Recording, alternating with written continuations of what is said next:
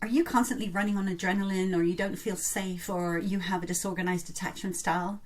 It can look a lot like ADHD, and it is exhausting to be on hyper alert, looking for danger all the time.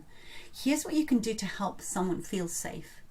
Check in with that person, just simply to keep yourself engaged, because it gives them something to do.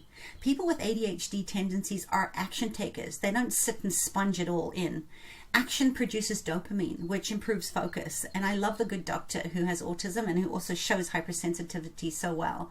Paying attention can be exhausting when you aren't wired to do so. And when someone says your name, they immediately get your attention. For folks living with ADHD or disorganized attachment style, switching your attention from one thing to another is a very conscious act. It's like choosing to set down a hand weight and pick up a slightly heavier one. And now comes the part where you have to maintain attention while the other person talks to you. Think of it like holding a weight, just holding your attention. And the longer you hold it, the heavier and heavier it gets, and the more tired your brain becomes, because you're doing it intentionally. It's not automatic, and suddenly you can't hold it anymore, and you have to let go. And this is that spacing out. It's the one issue that's a major saboteur when it comes to connecting with other people. Your attention doesn't have the staying power to hang on long enough to connect with you.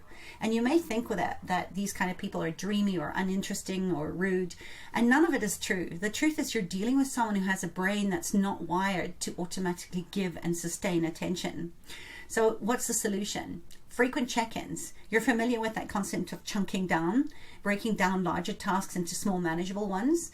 So stop and check in every few minutes to make sure we're following you.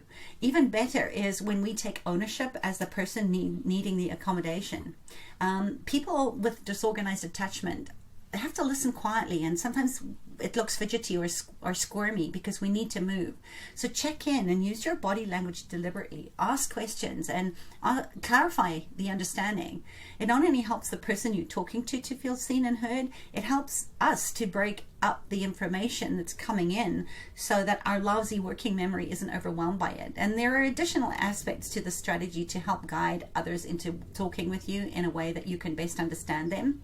So I'd love to know. Leave your comments and questions below, and let's co-regulate in a healthy, compassionate way together.